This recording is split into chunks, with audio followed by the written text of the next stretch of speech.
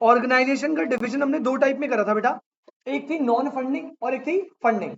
बेटा non funding होती है वो ऑर्गेनाइजेशन जो बिजनेसेस की ग्रोथ में पार्ट तो लेते हैं लेकिन उन्हें फंड्स प्रोवाइड नहीं करते, बस रेगुलेशंस लगाते हैं। क्या लगाते हैं? रेगुलेशंस बाहर बोला रही सिर्फ क्या लगाते हैं बिजनेस में? रेगुलेशंस लगाते हैं। इसमें हमें चार टाइप पढ़ने हैं, एक है आरबीआई, एक है सेबी, एक है आपका सीसीआई और एक है ईडा। ठीक है, अगर मैं बात करूं ऑन द अदर साइड वो है फंडिंग वाले इंस्टीट्यूशन। फंडिंग इंस्टीट्यूशन में हमें वो इंस्टीट्यूशन पढ़ने हैं जो रेगुलेशन तो लगाते ही है, साथ के साथ फंड्स भी प्रोवाइड करते हैं directly to the general public ताकि बिजनेसेस ग्रो कर पाए। और इसमें वैसे तो बहुत सारे होते हैं, वैसे आपको बताऊं तो आप ना इसमें एक चीज और नोट कर लो क्योंकि इसमें ना एमसीक्यू भी है पीछे बुक में। नबार्ड के अलावा बेटा और भी मल्टीपल है, जैसे सिडबी और एग्जिम। वो इंस्टीट्यूट ऐसे है, इसका क्वेश्चन है स्कैनर में और बुक में भी लिख लेना प्लीज। ये दो और ऐसे इंस्टीट्यूट है जो फंडिंग वाले पार्ट है, मतलब ये रेगुलेशन भी लगाते हैं फंड भी देते हैं। डिफरेंस मैं बाद में बता दूंगा क्या होता है इन तीनों में।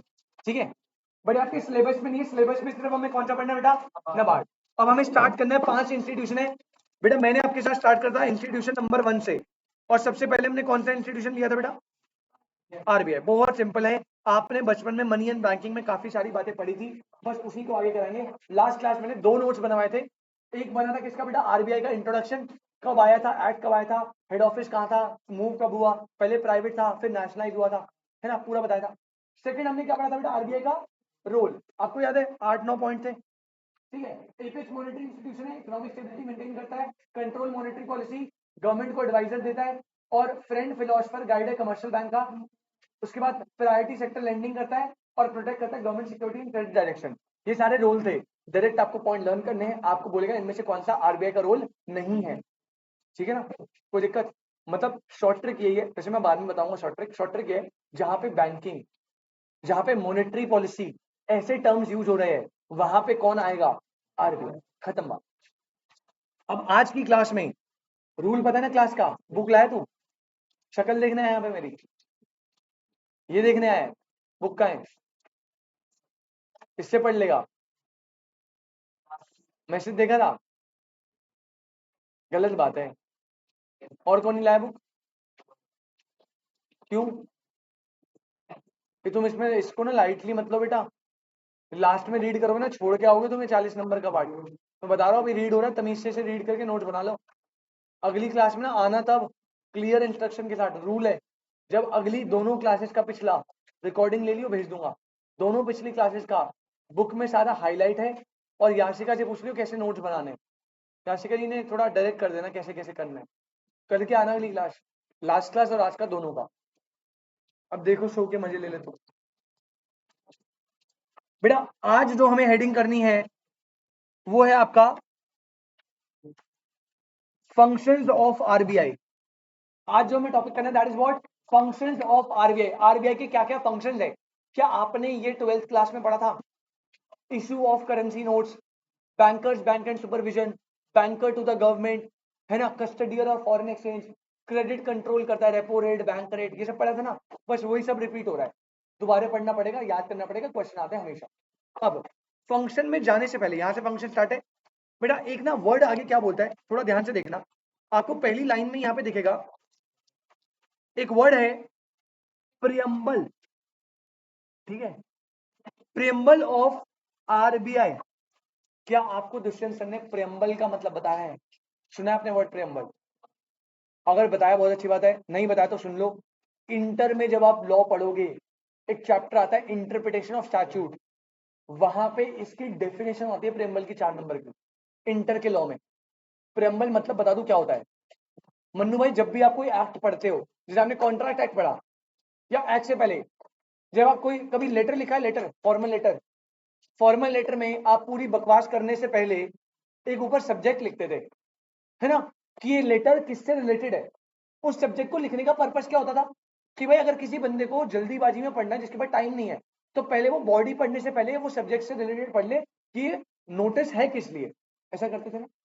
ऐसे ही जब भी कोई एक्ट बनता है, सर ने बताया होगा उसमें सेक्शन 1 आता है, सेक्शन 1 में आप बताते हो कमेंसमेंट कब थी, कहाँ एप्लीकेबल है, कहाँ इन्फोर्सेबल है। सेक्शन 2 में क्या होती है, डेफिनेशन। फिर सेक्शन 3 से प्रोविजन स्टार्ट होते हैं। तो सेक्शन 1 में ही एक टॉपिक होता है प्रियम्बल। प्रियम्बल होता है उस एक्ट का एक शॉर्ट समरी, जिससे एक पर्सन को ये पता चल जाए कि इस एक्ट में हम क्या क्या पढ़ेंगे, ये एक्ट किससे रिलेटेड है, ये बॉडी किससे रिलेटेड है। हर एक्ट का, जैसे कॉन्ट्रैक्ट का प्रेम्बल अपना होगा, सेबी एक्ट का अपना प्रेम्बल है, कंपनीज एक्ट का अपना प्रेम्बल है, जो इसका स्कोप बताएगा कि भाई इस एक्ट को पढ़ोगे तो आपको ये सारी बातें पता चलेगी। क्लियर, समरी ऑफ एक्ट बोल सकते हो आप 2 लाइनों में। तो जब हम आरबीआई के एक्ट का प्रेम्बल पढ़ते हैं तो प्रेम्बल में देखो क्या लिखा हुआ है, प्रेम्बल में लिखा हुआ है, आपको याद नहीं करना, बस मैं बता रहा हूं, to regulate issue of bank notes and keeping of reserves with a view to securing monetary stability in India and generally to operate the currency and credit system। RBI के प्रेम्बल में ये लिखा है, इसके काम बता रखे कि भाई करेंसी नोट्स को छापेगा, रिजर्व मेंटेन करेगा, सीआरआर एसएलआर जिसे बोलते हैं, इकोनॉमिक स्टेबिलिटी लेकर आएगा और क्रेडिट सिस्टम को ऑपरेट करेगा। ये इसके प्रेम्बल में बातें लिखी, आपको याद नहीं करना, बस बता दिया आपको, वर्ड याद रखना, इंटर में आपको पढ़ाएंगे सर। क्लियर। अब आते हैं सर फंक्शंस पे। किस पे आते हैं बेटा, फंक्शंस पे। चलो आज भी मैं आपकी थोड़ी बहुत हेल्प करूंगा, आज भी करूंगा, आज भी मैं आपकी थोड़ी बहुत हेल्प करूंगा नोट्स बनाने में। स्टिकी नोट्स निकाल लो, आजा निकाल लो, भाई निकाल, आज भी कर देते, आज लास्ट। हाँ नहीं, इसको नहीं लिखना, इसका स्टिकी नोट स्किप कर दो, इसका कुछ काम नहीं। स्टिकी नोट पर उसका जो एग्जाम ओरिएंटेड है, सिर्फ एग्जाम ओरिएंटेड, ठीक है ना, इस पे एग्जाम ओरिएंटेड नहीं है, बस मतलब बता दिया मैंने। बेटा फंक्शन में आप देखो इधर, फंक्शन में पहले मैं सारे रीड करा और फिर नोट बनाएंगे बाद में। सर सबसे पहला फंक्शन क्या है, इशू ऑफ करेंसी। आरबीआई के पास सोल अथॉरिटी है, बेटा क्या वर्ड बोल रहा हूं, सोल अथॉरिटी या मोनोपोली पावर है करेंसी नोट्स को इशू करने की। सर नोट्स बोल रहा हूं, कॉइन्स कभी भी आरबीआई इशू, और जो 1 रुपी नोट होता है वो भी आरबीआई कभी इशू, मतलब आरबीआई इशू करता है करेंसी नोट्स एक्सेप्ट 1 रुपए का नोट और सारे के सारे कॉइन्स, ये सारी चीजें इशू करता है मिनिस्ट्री ऑफ फाइनेंस। क्या इशू करता है, याद रखना, ठीक है ना। तो पहले क्या बोल रहा है इसमें, इशू ऑफ करेंसी, आपको फंक्शन पहला याद करना है। कह रहे आरबीआई के पास सोल अथॉरिटी है issue of currency other than coins और 1 rupee note, coins and 1 rupee note. आप ब्रैकेट में लिख सकते हो issued by ministry of finance, अगर आपको याद रखना है तो। ये चीजें इशूड करता है मिनिस्ट्री ऑफ फाइनेंस, ठीक है। पहला फंक्शन खत्म, इशू ऑफ करेंसी नोट्स। अभी लिखेंगे बाद में स्टिकी नोट में, पहले हम हाईलाइट करेंगे। सेकंड आओ बेटा, सेकंड है बैंकर टू द गवर्नमेंट, ये लास्ट क्लास आपको बताया था मैंने ऑलरेडी, है ना। इसको हम थोड़ा अलग तरीके से लिखते हैं, मैं आपको पहले बताता हूं अपने तरीके से, सुनना ध्यान से। हमें फंक्शन का स्टिकी नोट लगाना है ना, लेकिन फंक्शन का स्टिकी नोट लगाना उससे पहले आप इसका अलग से स्टिकी नोट लगाओ, अभी चिपका दो, हेडिंग डालना। सिर्फ अकेले फंक्शन का मैं दोबारा बनाऊंगा, लेकिन ये थोड़ा बड़ा है तो इसके लिए ना हम सेपरेट एक स्टिकी नोट अलग से लगाएंगे। हाँ सिर्फ बैंकर टू द गवर्नमेंट का बना रहा हूं मैं, सिर्फ बैंकर टू द गवर्नमेंट का,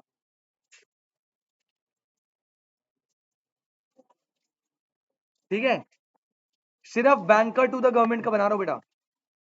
हेडिंग डालो बैंकर टू द गवर्नमेंट,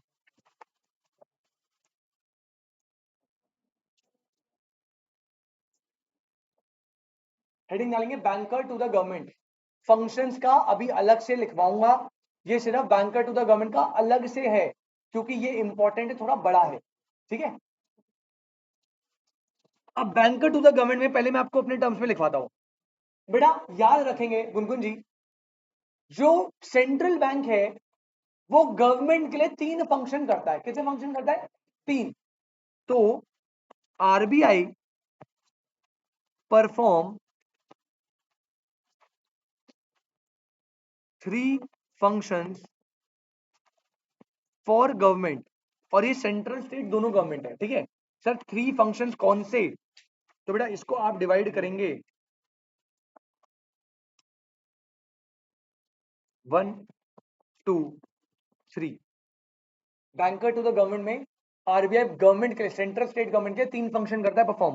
बेटा सबसे पहले लिखना number 1, as a banker, number 2 as a agent,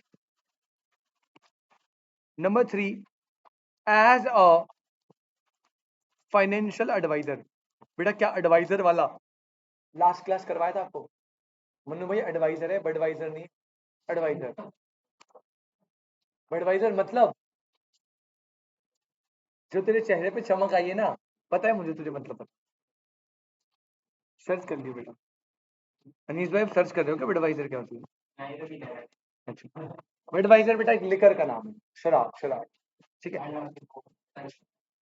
पता नहीं था तो कोई और ब्रांड पीता होगा तू। अच्छा, 3 पार्ट है बेटा, 3 पार्ट। आरबीआई परफॉर्म करता है गवर्नमेंट के 3 फंक्शन, याद रखना, as a banker, as a agent, as a adviser.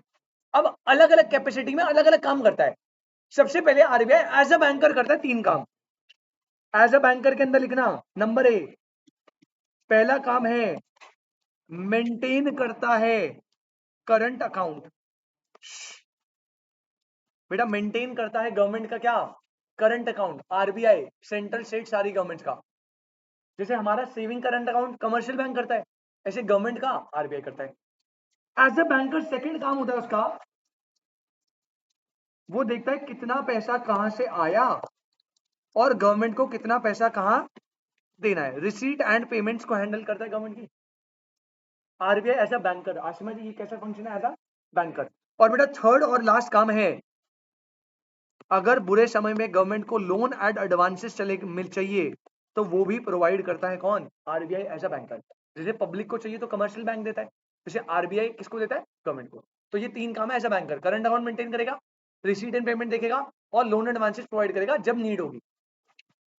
Sir as a agent, बेटा एज अ एजेंट बस एक काम है, बस एक काम, वो है बेटा मैनेजिंग पब्लिक डेट। क्या बोला बेटा मैंने? मैनेजिंग। अब क्या आपको पता है पब्लिक डेट क्या होता है? पब्लिक डेट जो पब्लिक से, हाँ नाइस, ये तो सुन के पता लग रहा है पब्लिक डेट किस फॉर्म में लिया जाता है loan? Bonds, very good, bonds और sorry treasury bills, very good. 2 type से मैं बता दो बेटा क्या होता है, ठीक है? ये बस आपको समझाने के लिए मत लिखना, आपको बस इतना रखना है एज एजेंट वो मैनेज करता है पब्लिक डेट। अब पब्लिक डेट क्या होता है मैं बताता हूँ। बेटा आज हमारी गवर्नमेंट को मान लीजिए, इंटर में पढ़ाता मैं तुम्हें, बट अब ये हटी है, अभी फाउंडेशन को पढ़ा रहा हूँ मैं इस बार वाले को, ठीक है? अगर आज हमारी गवर्नमेंट को मान लीजिए लोन चाहिए 10 करोड़ का, ड्यू टू एनी रीजन, किसी भी काम के लिए, बेटा 3 ऑप्शन होते हैं उसके पास। सबसे पहला ऑप्शन होता है अपनी पब्लिक से ले ले। किससे ले ले बेटा? अपनी। बेटा अगर आपको आज पैसे चाहिए, मन्नू भाई सबसे पहले अपनी फैमिली के पास जाओगे ना, सबसे पहले फैमिली के पास। अगर अगर फैमिली वाले लोन देने से मना कर दे तो बेटा फिर आप जाते हो पड़ोसियों के पास। पड़ोसी गवर्नमेंट का कौन है? आरबीआई। और अगर पड़ोसी भी मना कर दे, पड़ोसी भी मना कर दे तो बेटा आप दूर के पड़ोसी पे जाते हो, मतलब रिलेटिव। कौन आपका? वो सबसे डेंजरस बंदा होता है तुम्हारी जिंदगी का, वही वही वही वही वही फूफा जी, वही वही वही बेटा, वो है रेस्ट ऑफ दी वर्ल्ड। कौन है बेटा? एक टाइम के लिए पड़ोसी से लोन ले लेना, कभी रिलेटिव से मत लेना बेटा, जान खा लेंगे तुम्हारी, ठीक है? सबसे पहले पब्लिक एक मोड है लोन लेने का, एक है आरबीआई, एक है रेस्ट ऑफ द वर्ल्ड। आपकी नॉलेज के लिए प्योरली सबसे पहले गवर्नमेंट की प्रायोरिटी होती है कि वो किससे लोन ले बेटा? पब्लिक से। अब इससे लोन लेने के 2 तरीके होते हैं, या तो अगर अगर आप बॉन्ड्स इशू कर सकते हो और पब्लिक को सेल कर दो बॉन्ड्स और पैसा ले लो, या फिर आप ट्रेजरी बिल इशू कर सकते हो। सर ये दोनों क्या है बेटा? ट्रेजरी बिल और बॉन्ड्स दोनों के दोनों पब्लिक डेट लेने का एक तरीका है। सर दोनों में डिफरेंस? डिफरेंस कुछ नहीं है, दोनों पेपर है, लिखा होता है, गवर्नमेंट ने साइन स्टैम्प करा होता है। अगर लोन है लॉन्ग टर्म का, किसका? तो इशू होते हैं बॉन्ड्स। जनरली बॉन्ड होते हैं minimum 5 year, 8 year, 10 year, 12 year. अगर लोन है बहुत शॉर्ट टर्म का, 6 महीने, 8 महीने, तो वो क्या होगा? बॉन्ड्स का इंटरेस्ट रेट जनरली थोड़ा हायर होता है, एफडी से भी ज्यादा। अभी एक रिसेंटली बॉन्ड आई है 8, 9, 10% ऐसा होता है। ट्रेजरी बिल्स का इंटरेस्ट रेट थोड़ा कम होता है। क्लियर है? तो जब गवर्नमेंट पब्लिक से पैसा लेती है बॉन्ड और ट्रेजरी बिल से, उसे ही बोलते हैं बेटा क्या? Public debt. अब यार अब इस पब्लिक डेट का हिसाब रखना पड़ेगा ना, कि कितना पैसा लिया, कितना किसको कब देना है, कितना इंटरेस्ट देना है, ये सारा गवर्नमेंट के बिहाफ पे कौन करता है? आरबीआई एज अ एजेंट उसे बोलते हैं मैनेजिंग पब्लिक डेट। बात समझ आई? आपकी नॉलेज के लिए बता रहा हूं। गवर्नमेंट के पास सेकंड मोड होता है आरबीआई। आरबीआई से भी ले सकता है। आरबीआई के पास जाता है, कहता है भाई हमें ना थोड़ा ज्यादा पैसा छाप के दे दो आप, इस साल हमें बहुत रिसेशन है, कोविड है, हमें सारा मनी सप्लाई बढ़ानी है, तो अब ज्यादा पैसा छाप दो मान ले। तो कहता है आरबीआई मैं छाप तो दूंगा, ले दोगे कैसे? तो वो कॉन्ट्रैक्ट बना लेते कि भाई ऐसे ऐसे बनाना है, हम आपको 6 साल में लौटा देंगे इतने इंटरेस्ट के साथ। इस प्रोसेस को बोलते हैं डेफिसिट फाइनेंसिंग। क्या बोलते हैं बेटा? क्योंकि आरबीआई सरकार का जो डेफिसिट है उसे फाइनेंस कर रहा है। ठीक है, तो जब सरकार आरबीआई से लोन लेती है उसे क्या बोलते हैं? Deficit financing. और लास्ट बेटा आरओडब्ल्यू तो सबसे बेकार और सबसे लास्ट ऑप्शन है, क्योंकि इससे ना फॉरेन डिपेंडेंस बहुत ज्यादा बढ़ जाता है, जो कि अच्छा नहीं होता, जो भी पाकिस्तान और चाइना के साथ हो रहा है।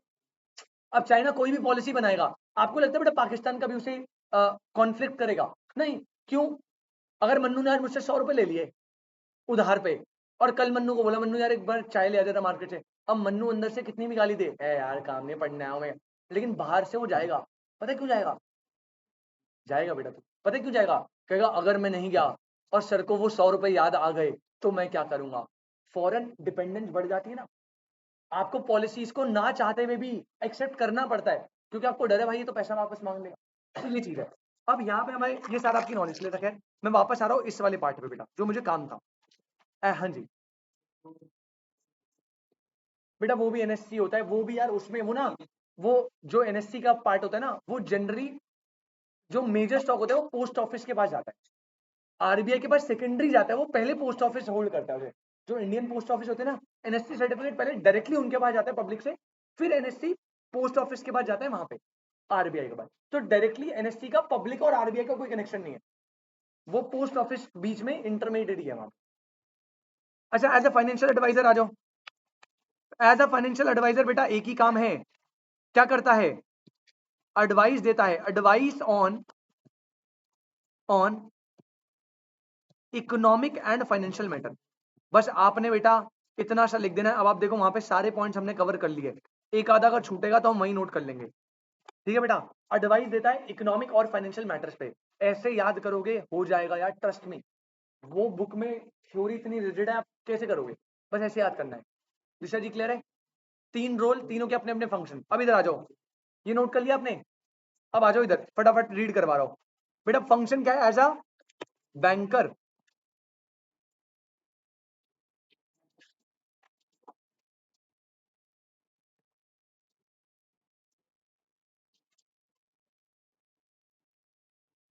आ जाओ जी।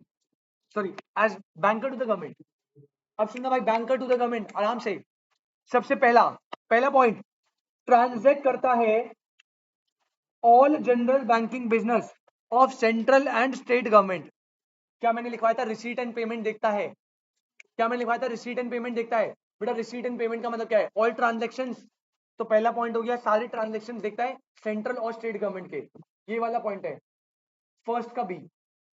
सेकंड पॉइंट बेटा, मैनेज करता है क्या? एज ए एजेंट मैनेज करता है पब्लिक डेट। अब आपको पता है पब्लिक डेट क्या होता है? बॉन्ड और ट्रेजरी बिल इशू करके जो पब्लिक पैसा लेती है। अब इन्होंने इसको सेपरेटली सेल करता है ट्रेजरी बिल, ये भी बता दिया। तो टेक्निकली ये ना पब्लिक डेट जिसकी बात कर रहे हैं ना, ये स्पेसिफिकली यहाँ किसकी बात कर रहे हैं? इन्होंने बॉन्ड्स की बात अलग करी है और ट्रेजरी बिल की बात अलग करी है। लेकिन मैंने तो यही क्लियर कर लिया था भाई, पब्लिक डेट में आप लिख लो बॉन्ड्स के थ्रू भी हो सकता है, प्लस ट्रेजरी बिल्स के भी थ्रू हो सकता है, दोनों लिख लेना। इन्होंने अलग अलग दिया है। RBI also makes advances to central and state government. बेटा याद है लोन एंड एडवांसेस देता है, वाला पॉइंट भी कवर हो गया। और लास्ट, आरबीआई एक्ट करता है as an adviser to the government. हो गए 5 पॉइंट। इसमें 6 है क्योंकि उन्होंने बॉन्ड और ट्रेजरी बिल को अलग लिया है। बाकी ये आपको ऐसे ही याद करना है, बस सिर्फ ऐसे ही याद करना है।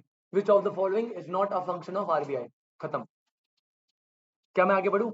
पहला फंक्शन क्या करा? इशू ऑफ करेंसी नोट्स, सिर्फ नोट्स। कॉइन्स और 1 रुपी नोट इशू नहीं करता, वो करता है ministry of finance. Second, banker to the government. इसमें 3 फंक्शन है, as a banker, as a agent, as a adviser. As a banker पहला करंट अकाउंट मेंटेन करेगा, रिसीट एंड पेमेंट सारे ट्रांजेक्शन देखेगा, लोन एडवांसेस देखेगा। As a agent public debt, bond and treasury bill को manage करेगा। As a adviser financial और economic matter में advice देगा। खत्म। नेक्स्ट आ जाओ बेटा, point number 3, function number 3, bankers bank. पूरा होता है bankers bank and supervision. Sir मतलब क्या है? जो रिलेशनशिप पब्लिक और कमर्शियल बैंक का होता है वही सेम रिलेशनशिप कमर्शियल बैंक और सेंट्रल बैंक का। मतलब अगर मुझे लोन खुलवाना है, लोन चाहिए, अकाउंट खुलवाना है, दोनों में से कुछ भी, तो बेटा मैं जाऊंगा कमर्शियल बैंक के पास। ऐसे ही हर कमर्शियल बैंक का करंट अकाउंट कहां होता है? आरबीआई में। अगर किसी कमर्शियल बैंक को लोन्स की रिक्वायरमेंट है तो किसके पास जाएगी? क्या आपने पढ़ा था lender to the last resort? उसे ही बोलते बैंकर्स बैंक के अंदर ही आता है बस। तो बैंकर्स बैंक में क्या बोला? जितना काम का उतना। RBI has been vested with extensive power to control and supervise commercial banking system. भाई देखना, आरबीआई एक्सटेंसिव पावर है, control and supervise commercial banking system. और ये पावर इसे किसने दी है? आरबीआई एक्ट 1934 ने। And the banking regulation act this. अच्छा, इससे एक क्वेश्चन बनता है। पहला एक्ट इसे अंडरलाइन करो, दूसरा एक्ट इसे अंडरलाइन करो। अब आपको एक मजे की बात बताओ, साइड में लिख लेना अगर जगह हो तो। बेटा जो बैंक होते हैं ना, बैंक, उनमें मजे की बात ये ना, बैंक में ना 3 एक्ट लगते हैं। कितने एक्ट लगते हैं? सबसे पहला जो बैंक में एक्ट लगता है, आपके मॉड्यूल के पीछे का क्वेश्चन है, सबसे पहला जो बैंक में एक्ट लगता है ना, वो उसका अपना एक्ट होता है। और उसके अपने एक्ट का नाम होता है बेटा, पहला लिख लेना, banking regulation act. Banking regulation act 1949, 49 sorry. मतलब बैंक को सबसे पहले इसकी कंप्लायंस करनी है। अच्छा एक बात बताओ, अगर आप बैंक हो तो क्या आप आरबीआई के नॉर्म्स को फॉलो नहीं करोगे? करोगे। तो इसके साथ साथ सेकंड बैंक पे लगता है reserve bank of India act. Act आया था 1934, स्टैब्लिश हुआ था 35 पे, एक्ट 1934 में। और बेटा अगर आपको पता हो थोड़ा सा, इंडिया में एक रूल है कि बैंक हमेशा कंपनी बेसिस पे चलेगा। हमेशा कंपनी बेसिस पे चलेगा। मतलब अगर आपको कोई और बिजनेस करना है तो फॉर्म्स होती है ना, सोल प्रोप्राइटर, पार्टनरशिप, कुछ भी कर लो। अगर आप बैंक खोलोगे तो इंडिया में रूल है वो कंपनी के अलावा खुल ही नहीं सकता। और अगर बैंक कंपनी है तो उस पर क्या लगेगा? Companies act 2013। तो 3 एक्ट जो है गवर्न करते हैं। और याद रखना ये ना इसी सीक्वेंस में चलते हैं। सर मतलब कि पहली प्रायोरिटी आप किसे दोगे? फिर किसको? आरबीआई, और फिर किसको? अगर कंपनीज एक्ट के एक प्रोविजन और आरबीआई एक्ट के एक प्रोविजन में कॉन्फ्लिक्ट हो गया तो कौन प्रिवेल करेगा? जब सर आपको दुष्यंत सर आपको इंटर में लॉ पढ़ाएंगे ना, तो पहले चैप्टर का पहला कॉन्सेप्ट ये है, कभी भी अगर दो कॉन्स्टिट्यूशन में कोई भी कॉन्फ्लिक्ट आया तो प्रिवेल अपना कॉन्स्टिट्यूशन करता है। याद रखना, कभी भी दो कॉन्स्टिट्यूशन के प्रोविजन में कॉन्फ्लिक्ट आया तो प्रिवेल अपना कॉन्स्टिट्यूशन करता है, ये रूल है। जैसे मान लो इंश्योरेंस कंपनी होती है, इंश्योरेंस कंपनी, इंश्योरेंस कंपनी का ना अपना एक्ट है, ईडा अपना एक्ट है। इंश्योरेंस कंपनी का अपना एक्ट होता है। और इंश्योरेंस कंपनी है तो उसमें कंपनीज एक्ट भी लगेगा। अगर मान लो कंपनीज एक्ट में बोला है कि कंपनी को ना मिनिमम रिजर्व रखना 10%, लेकिन इंश्योरेंस कंपनी के एक्ट में बोला मिनिमम रिजर्व रखना 15%, तो इंश्योरेंस कंपनी कितना रखेगी? 15%। कॉन्फ्लिक्ट के केस में अपने एक्ट को प्रिवेल करवाओगे आप। क्लियर एकदम? तो यहां पे याद रखना, बैंकिंग में 3 रूल्स अप्लाई होते हैं, दोनों लॉस को मैंने नाम बता दिया बस। All the scheduled banks are required to maintain a certain minimum cash reserve ratio. बेटा जितने भी शेड्यूल्ड बैंक है, sir what are scheduled bank? Scheduled bank होते हैं वो बैंक्स जो आरबीआई के शेड्यूल 3 में मेंशन है। सर ये क्या बोल दिया? जितने भी कमर्शियल बैंक होते हैं ना, मोस्टली वो शेड्यूल बैंक होते हैं। एक आरबीआई एक्ट में शेड्यूल 3 है, शेड्यूल 3 में जब आप जाओगे ना तो आरबीआई के बैंक्स की लिस्ट है, उसमें सब है, एचडीएफसी, एसबीआई, कोटक कोटक सब है, उनकी बात कर रहा है। तो जितने भी शेड्यूल बैंक है उन्हें मेंटेन करना है एक सर्टेन मिनिमम रिजर्व रेशो। बेटा याद है आपको सीआरआर? अभी आएगा आगे क्या होता है बताऊंगा बाद में। With the RBI against the demand and time liability the provision enables. बकवास है, छोड़ दो बस, इतना अंडरलाइन कर लिया आपने। आगे बढ़ते हैं पॉइंट नंबर 4 पे। फंक्शन नंबर 4, अब इसका स्टिकी नोट बनाएंगे। फंक्शन नंबर 4 पे आ जाओ बेटा, custodian of foreign exchange reserve. Sir क्या मतलब है? आरबीआई के पास एक्सक्लूसिव पावर है कि जो फॉरेन करेंसी का रिजर्व है उसका पोजेशन सिर्फ कौन कर सकता है? आरबीआई, या फिर कोई ऐसा व्यक्ति जिसने आरबीआई से लाइसेंस लिया है। अब बन्नू कह रहा है सर मैं तो बदमाश हूं, देखो मैंने $1 अपनी जेब में रखा हुआ है। बेटा $1 रखने से कुछ नहीं होता, यहाँ पे रिजर्व्स की बात हो रही है बड़े अमाउंट की। 1, 2, 100, $200 एक नोट आप रख सकते हो, लेकिन ह्यूज क्वांटिटी में अगर आपको रखना है तो वो आरबीआई ही रख सकता है, या आरबीआई जिसको लाइसेंस दे उनको रख सकता है। पता है किसको लाइसेंस देता है वो? आपने सुना है वेस्टर्न यूनियन?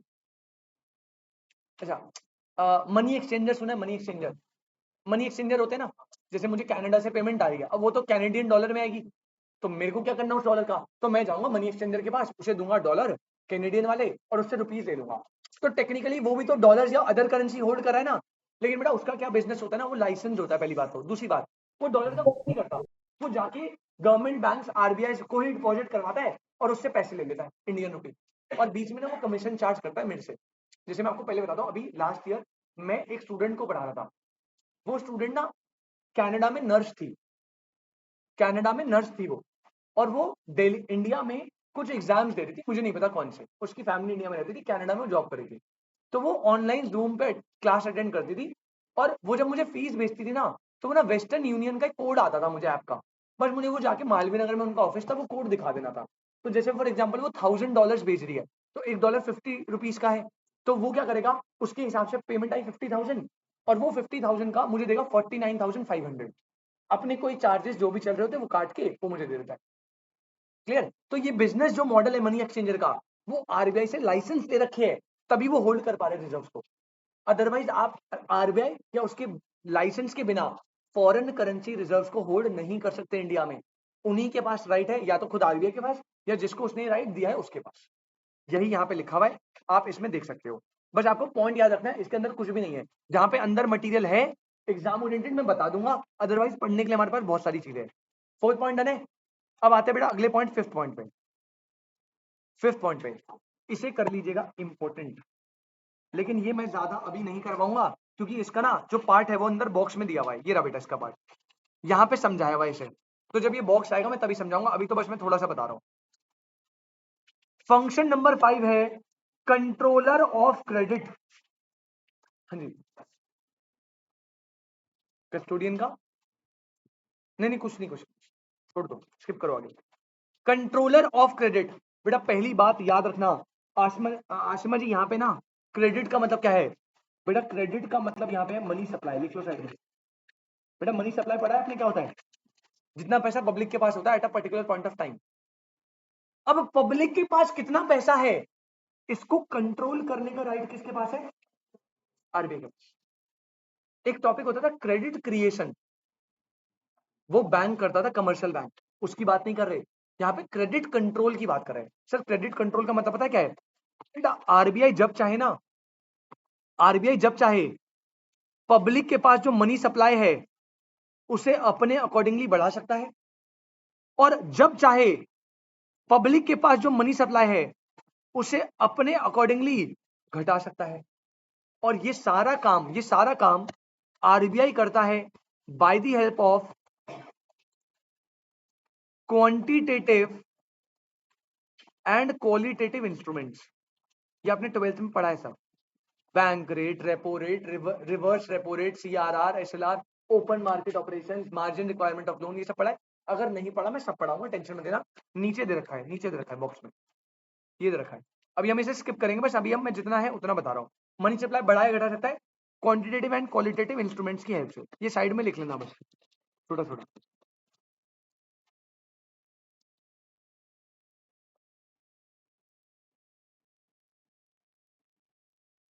ये लिखा हुआ है यहाँ पे, RBI has other central bank possesses power to use almost all quantitative and quantitative methods to credit controls। Credit control यानी मनी सप्लाई बढ़ा घटा सकता है by the help of quantitative qualitative instruments. ये क्या होते हैं और कैसे वर्क करते हैं ये मैं थोड़ी देर बाद बताऊंगा आपको।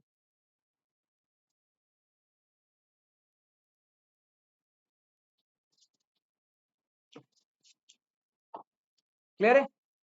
अगला हो बेटा, अगला पॉइंट है point number 6, that is called promotional functions. अब ये सारे ना प्राइमरी फंक्शन थे, अभी तक जो 5 पढ़ाए, कौन से पढ़ाए, पहला issue of currency notes, second था banker to the government, third था bankers bank and supervision, fourth था कस्टोडियन ऑफ फॉरेन एक्सचेंज, और फिफ्थ था कंट्रोलर ऑफ क्रेडिट। इसके बाद दो नकली वाले फंक्शन भी है, आप प्लीज देख लो।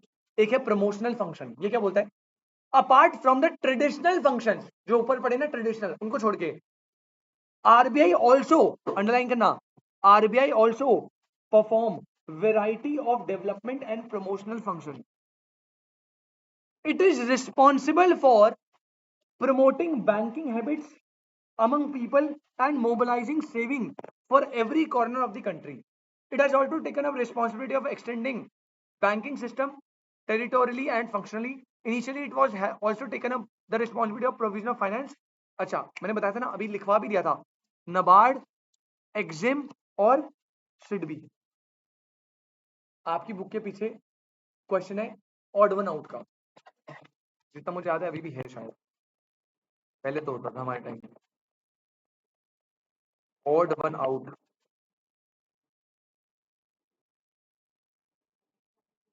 ये रहा ना, नहीं नहीं नहीं नहीं, 30th है ये, देखो कह रहे ऑड वन आउट कर दो बेटा. अब देखो नबार्ड, सेबी, सिडबी, एग्जिम. अब बताओ एक बार यहाँ पे ये और ये, इन तीनों को पता है क्या बोलते हैं? इन तीनों को बोलते हैं डेवलपमेंट बैंक. क्या बोलते हैं? सर आप बताए नहीं बेटा, मैं बताऊंगा जब नबार्ड पढ़ेंगे ना हम, मैं तब बता दूंगा. ये तीनों डेवलपमेंट बैंक होते हैं. इनका ना काम सिर्फ डेवलपमेंट करना होता है पर्टिकुलर सेक्टर में. जैसे नबार्ड है, नबार्ड डेवलपमेंट करता है एग्रीकल्चर और रूरल की, एग्रीकल्चर और. सिडबी एक और इंस्टीट्यूशन है जो डेवलपमेंट करता है स्मॉल इंडस्ट्रीज की. किसकी? सिडबी करता है. और एग्जिम होता है जो डेवलपमेंट करता है एक्सपोर्ट्स एंड इंपोर्ट्स की. किसकी? तो ये तीनों हो गए डेवलपमेंट बैंक. और हमारा सेबी जो है वो क्या है? एक नॉन फंडिंग इंस्टीट्यूशन. तो ऑड वन आउट में कौन आ गया बेटा? सेबी. क्लियर है? हमारे पेपर में क्वेश्चन आया था इसका, अभी याद है मुझे. आ जाओ ऊपर वापस. हाँ जी, प्रमोशनल फंक्शन हो गया. प्रमोशनल फंक्शन में बेसिकली पता क्या कह रहा है? कह रहा है ट्रेडिशनल फंक्शन तो परफॉर्म करेगा करेगा, साथ में ना उसे बैंकिंग को प्रमोट भी करना है. वो प्रमोट करता है कि ज्यादा से ज्यादा लोग ना कैश ट्रांजैक्शन को इग्नोर करें और बैंकिंग फैसिलिटीज में आए, ज्यादा सेविंग करे, इन्वेस्टमेंट्स करे. ये प्रमोशन करना भी किसका काम है? आरबीआई का. कैंपेन्स रन करता है ऐसे ऐसे, है ना. तो ये सब चीजें. और लास्ट बेटा collection and publication of data. बेटा आपको पता होगा हर साल ना जैसे रिपोर्ट्स आती है आरबीआई की, पता है क्या बोलता है आरबीआई की रिपोर्ट्स में? कि इस साल इतने न्यू अकाउंट्स ओपन हुए. हमारा जो कासा है, कासा पता है आपको क्या होता है? Current account and saving account, CASA बोलते हैं. हमारा जो कासा है वो 10% से इंक्रीज हुआ. इंडिया का बैंकिंग सेक्टर बूस्ट कर रहा है, इंडिया के बैंकिंग सेक्टर में इतनी इन्वेस्टमेंट है, ये है वो है. तो रिपोर्ट इशू होती है ना, वो सारी रिपोर्ट भी कौन इशू करता है? आरबीआई. क्लियर है? अब हमें करना क्या है? आप एकदम स्टार्टिंग पे आओ, फंक्शन वाला पॉइंट है ना, लगा दो स्टिकी नोट्स. बस आज लास्ट और करवा रहा हूँ, सिर्फ आज लास्ट. तुम दोनों बेटा माथे पे लगा लो अपने, बुक तो लाए नहीं हो, लगा लो माथे. और फंक्शन के साथ साथ कुछ और भी लिख लेना. तू लिखियो मैं मन्नू का दोस्त हूँ, तू लिखियो मैं, अबे ये बोल रहा हूँ भाई, तू लिखियो मैं उमर का बेस्ट फ्रेंड है, तू लिखियो मैं मन्नू. हाँ. तुम मैच खेलने गए थे कल सर औरों के साथ? हाँ, टर्फ पे नहीं गए थे? नहीं मैं पूछता फिर कितने रन मारे लास्ट टाइम तुम. छोड़ो, हेडिंग डालो भाई, functions of RBI.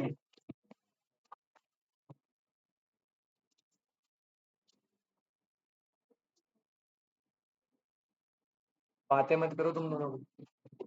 Functions of RBI number 1. बेटा पहले लिखो issue of currency notes, bracket में लिखना एक्सेप्ट ₹1 नोट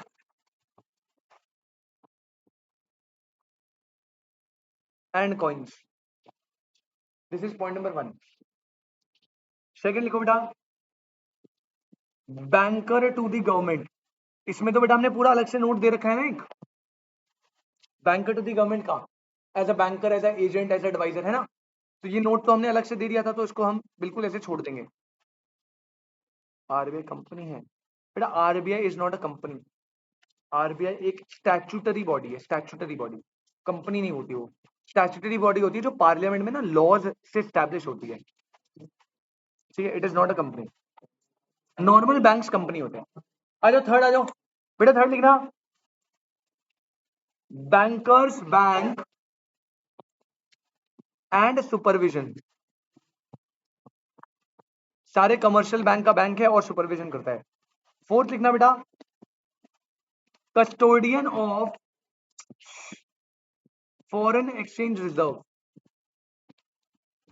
ये फोर्थ आपका फंक्शन हो गया। फिफ्थ बेटा लिखेंगे controller of credit oblique money supply, कुछ भी बोल लो।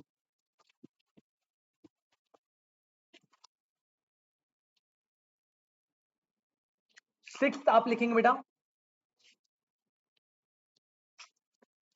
अरे यार पीछे वाले प्लीज बात मत करो यार, प्लीज बात मत करो। प्रमोशनल फंक्शन, तुम्हें पता नहीं आज सुबह वाले, सुबह मॉर्निंग वाले बच्चे ना कुट के गए आज, तुम कुट जाओगे आज, मत करो।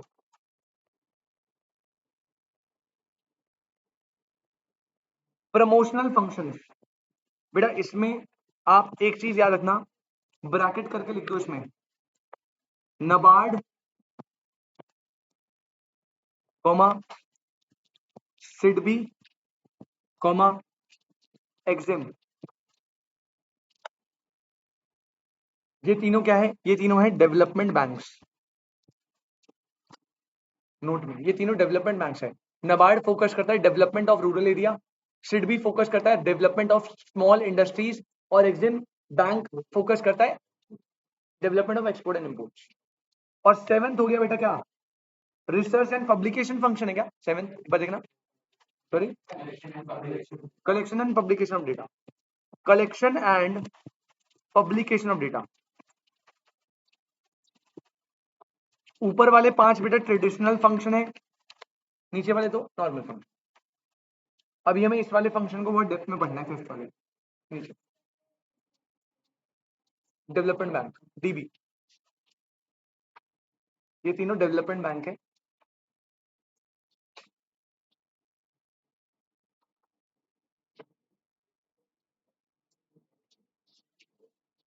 हो गया क्या, आगे बढ़े, पक्की बात, आ जाओ। किसी को छूटा है प्लीज बताएंगे बेटा, पीछे शुभ बेटा क्लियर है,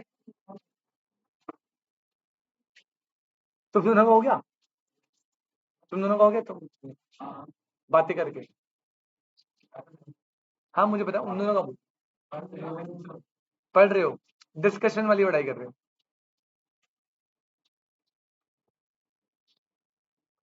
आ जाओ बेटा, बस थोड़ा सा बचा, आरबीआई खत्म, सबसे बड़ा आरबीआई है, उसके बाद सेबी है, बाकी सारे नीचे के 3 छोटे छोटे। अब आता है RBI role in business facilitation, ध्यान से सुनना, इससे पहले भी हमने आरबीआई का रोल पढ़ा था क्या बेटा, आप चेक करो, इससे पहले भी हमने सबसे पहले इंट्रोडक्शन के बाद आरबीआई का रोल ही पढ़ा था, लेकिन वो था रोल ऑफ आरबीआई। अब यहां पे जो एमसीक्यू फॉर्म होगा, तुमने बताया नहीं मीटिंग एंड कुछ आया था, आया ही नहीं,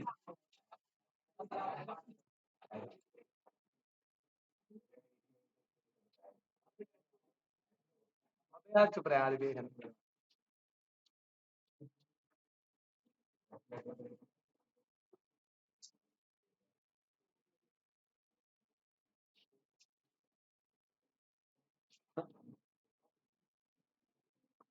कष्ट है भाई जिंदगी में बहुत।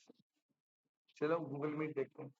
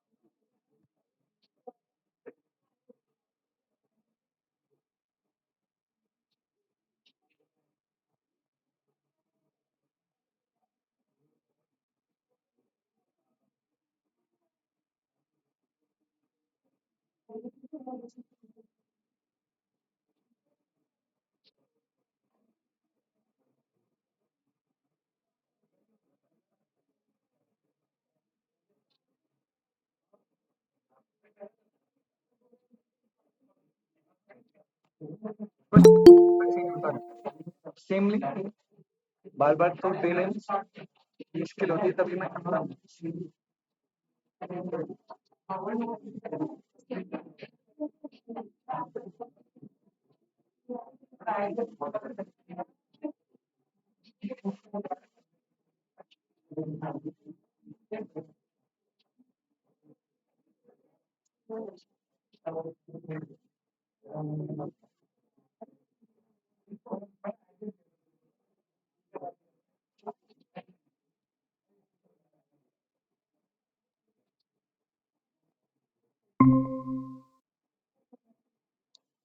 क्या आकृति सुहानी आपको बेटा आवाज आ रही है? Screen visible? Yes, sir.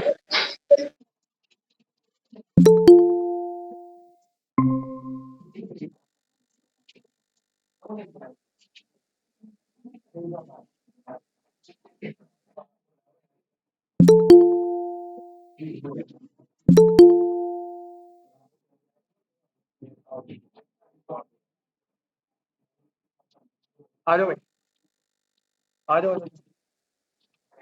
अब बेटा नेक्स्ट पॉइंट, नेक्स्ट हेडिंग जो है उसमें डिफरेंशिएटिंग पॉइंट मिल गया आपको। एक सेकंड शांत है। नेक्स्ट हेडिंग है RBI role in business facilitation. पहले वाला जो हेडिंग था आरबीआई रोल नॉर्मल, सिर्फ आरबीआई रोल। अब यहाँ पे वो बोल रहा है आरबीआई का बिजनेस फैसिलिटेशन में क्या रोल है। ठीक है, तो यहाँ पे ना आप अभी जल्दी से एक स्टिकी नोट लगा दो फटाफट। Again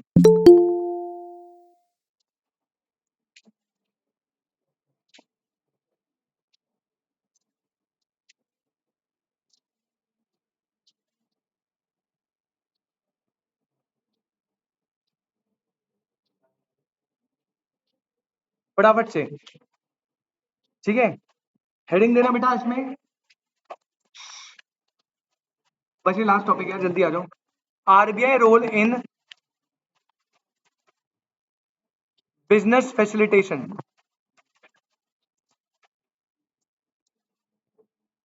RBI role in business facilitation. RBI role in business facilitation. ठीक है, अब आरबीआई के बिजनेस फैसिलिटेशन में क्या रोल है बेटा? रिपीट कर रहा है दोबारा से वही बात है, लेकिन मुझे एक चीज बस इसमें एक ही चीज बतानी है। 4 पॉइंट है। पहला है करेंसी पॉलिसी। भाई ऑब्वियसली आरबीआई जो है करेंसी छापता है, और आपको पता है जो जो बिजनेसेस है उनके लिए ब्लड है कैश फ्लो। तो टेक्निकली अगर वो ज्यादा करेंसी छापेगा तो बिजनेसेस में एक्सपेंशन आने की वजह से ज्यादा ग्रोथ होगी। लेकिन अगर वो कम करेंसी छापेगा तो बिजनेसेस में रिसेशन आएगा, कैश फ्लो क्या होगा? कम, इन्वेस्टमेंट क्या होगी? कम। तो टेक्निकली बिजनेस की ग्रोथ या बिजनेस की डाउनफॉल में आरबीआई करेंसी से इंपैक्ट डाल सकता है। तो बस पहला पॉइंट आपको याद करना है, करेंसी पॉलिसी। पहला पॉइंट है करेंसी पॉलिसी। ऐसे ही सेकंड पॉइंट है क्रेडिट पॉलिसी। बेटा क्रेडिट का मतलब यहाँ पे मनी सप्लाई है, और बस मुझे इस पे ही डिस्कशन करना है। सारा का सारा डिस्कशन इस पे है। क्रेडिट पॉलिसी ध्यान से सुनना, क्रेडिट पॉलिसी। सर अब आपको कुछ भी नोट नहीं करना, पहले सुन लो आराम से। मैंने आपको अभी बताया था जो आरबीआई है ना वो क्रेडिट को कंट्रोल करता है। बेटा आरबीआई क्रेडिट को क्या करता है? कंट्रोल। क्रेडिट यानी मनी सप्लाई। और कंट्रोल करने के लिए उसके पास कितने इंस्ट्रूमेंट थे? 2, ऊपर वाले पॉइंट में लिखवाया था। एक था क्वांटिटेटिव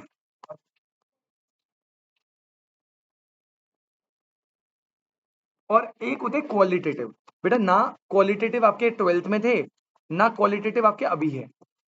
मेन आपके क्वांटिटेटिव है, वही पढ़ाऊंगा आप। क्वालिटेटिव आपको बॉक्स में दिए थे, सुना भी नहीं होगा शायद, moral suasion, selective credit rationing. हाँ तो बॉक्स में दिए थे, आके कोर्स का पार्ट नहीं था वो।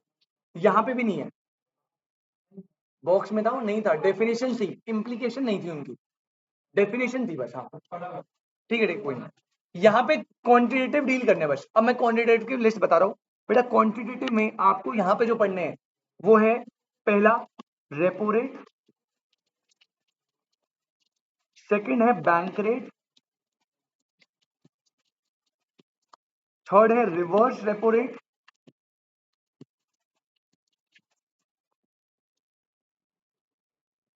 फोर्थ है सीआरआर, फिफ्थ है SLR, cash reserve ratio, statutory liquidity ratio. और जब हम इन दोनों को मिला देते थे तो मतलब था LRR, लीगल रिजर्व, ऐसा कुछ। बस हमें एक एक करके सारे पढ़ने हैं फटाफट, समझना। हाँ हाँ, OMO भी था, वो यहाँ पे नहीं है, यहाँ पे नहीं है। ठीक है, अब सुनो। सबसे पहले रेपो रेट या बैंक रेट क्या होता है भाई? देखो अभी यहाँ पे ऊपर डिफाइन करवाऊंगा, टेंशन मत लेना, पहले हम यहाँ पे अलग से समझ लेते हैं। बेटा मान लीजिए ये है बैंक HDFC। अब HDFC बैंक क्या है बेटा? एक तरह का कमर्शियल बैंक। बेटा आज हमारी जो पब्लिक है वो इससे जाती है लोन लेने, लेकिन अभी HDFC बैंक में चलती है शॉर्टेज ऑफ फंड्स अवेलेबल नहीं है। तो आपको पता है बेटा, हाँ, बैंकर का बैंक कौन है? RBI। तो जब इसको हमें शॉर्टेज ऑफ फंड्स पड़ी थी तो हम HDFC के पास गए। अब आज HDFC जाएगा फटाफट किसके पास? सेंट्रल बैंक RBI के पास, और बोलेगा भाई मुझे फंड्स चाहिए, कस्टमर्स को पैसे देने, मेरे पास है नहीं। तो RBI का कोई दिक्कत नहीं है। RBI कहेगा मैं आपको जो है लोन्स एंड एडवांसेस को दे रहा हूं, और उसके बदले ऑब्वियसली फ्री में तो दूंगा नहीं, मैं आपसे इंटरेस्ट चार्ज करूंगा @3%। इसने का कोई दिक्कत नहीं है। ये आगे ये लोन सर्कुलेट कर देगा यहाँ पे और इंटरेस्ट चार्ज करेगा 5, 6, 7 अपना मार्जिन रख के, कोई दिक्कत। मान लो इसने लोन दे दिया और इसने @6% इंटरेस्ट रखा। अब समझना, वो रेट जिसपे कमर्शियल बैंक सेंट्रल बैंक से बोरोइंग करता है, कौन से रेट की बात कर रहा हूं मैं? 3%। The rate at which some commercial bank borrows money from central bank. अच्छा क्या मैं ऐसे नहीं बोल सकता? The rate at which central bank lends money to commercial bank, दोनों का मतलब सेम है। उसे बोलते हैं रेपो रेट। क्या बोलते हैं बेटा? और इसी को बोलते हैं बैंक रेट। मतलब गुनगुन रेपो रेट भी यही है, बैंक रेट भी यही है। अगर अगर ये लोन शॉर्ट टर्म का है तब रेट को क्या बोलेंगे? Repo rate. अगर लॉन्ग टर्म है बैंक। बात समझ आती है बेटा? क्या कोई दिक्कत? तो रेपो और बैंक रेट क्या है? Rate at which commercial bank borrows money from central bank. Short term के लिए तो रेपो, लॉन्ग टर्म के लिए तो बैंक। ये बात समझ आती है यार? अब देखो ना, सीधी सी बात। अब ये मनी सप्लाई कंट्रोल कैसे करता है मैं बताता हूं। अगर मान लो आज RBI चाहता है कि पब्लिक के पास मनी सप्लाई कम हो, तो बेटा वो ना इस रेट को बढ़ा देगा। मान लो इसने 5% कर दिया, और जब 5% रेपो या बैंक रेट है तो बेटा आगे पब्लिक को भी तो रेट क्या होगा?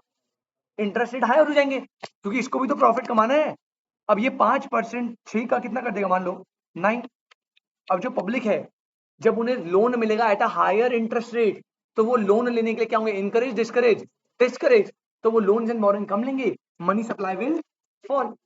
वैसा वर्षा अगर RBI चाहता है कि यार रिसेशन हो रहा है, कोविड के टाइम पे, कोविड का बेस्ट एग्जांपल, रिसेशन हो रहा है, लोगों के पास पैसा नहीं है, पैसा ज्यादा देना है, तो उस टाइम पे होम लोन और सारे के सारे लोन का रेट क्या हो गया था?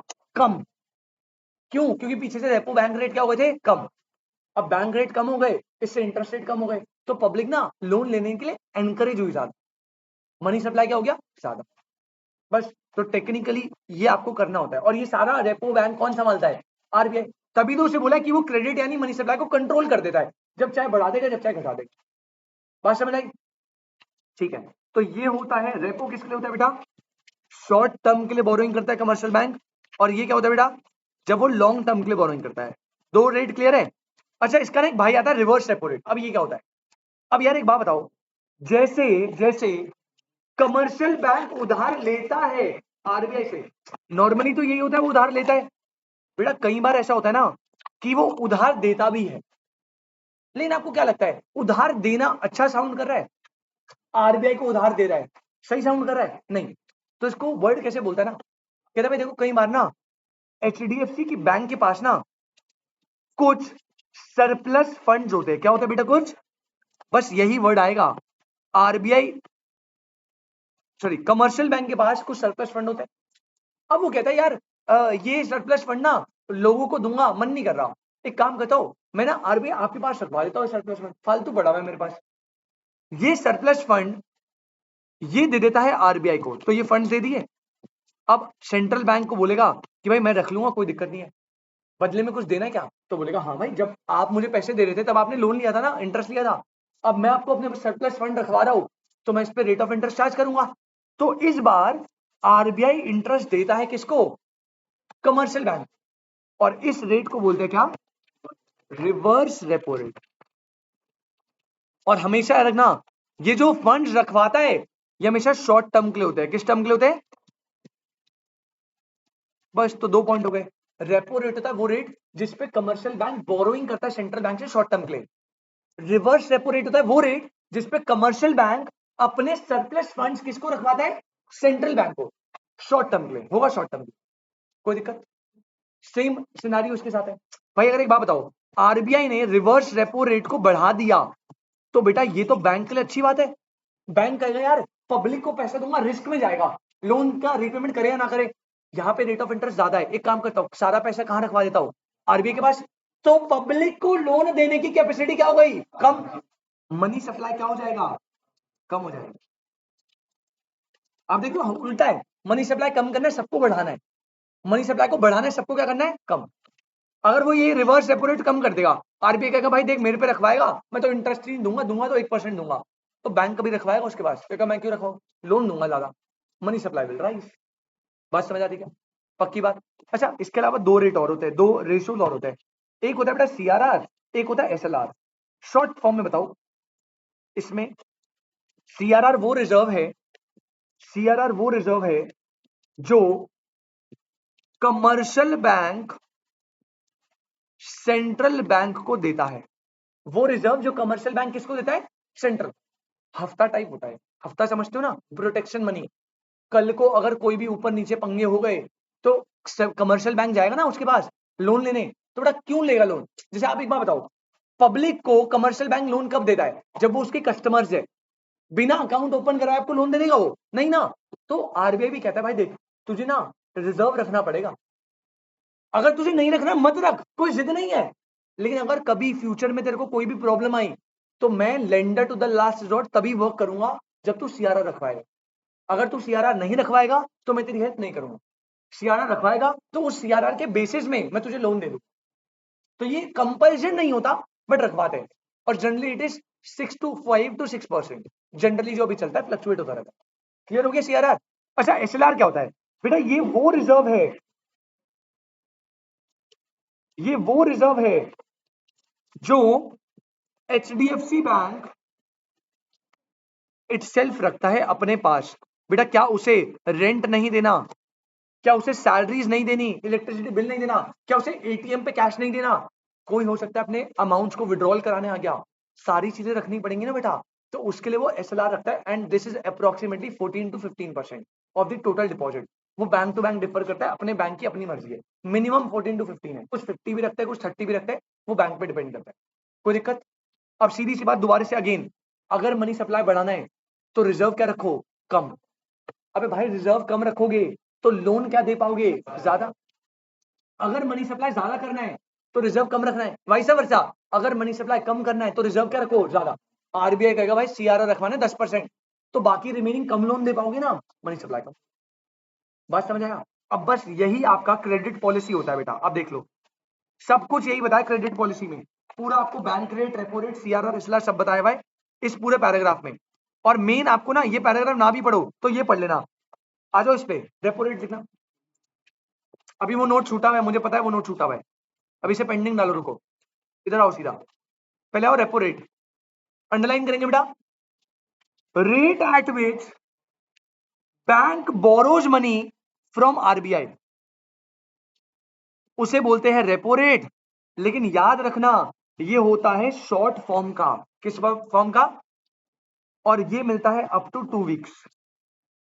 शॉर्ट ड्यूरेशन क्या बताइए? अप टू, बहुत ही शॉर्ट चाहिए।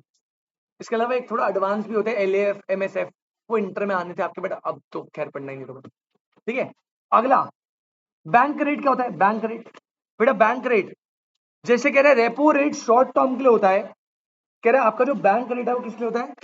लॉन्ग टर्म के लिए। लास्ट बचा है रिवर्स रेपो रेट, वो भी देख लो। कह रहे हैं rate of interest offered by RBI when bank deposit their surplus funds with RBI for short period. Underline ये रख लेना, ये भी शॉर्ट पीरियड के लिए होता है। तो यहां पे मैंने सारी चीजें आपको मेंशन करके बता दी थी। ये बात समझ आती है क्या?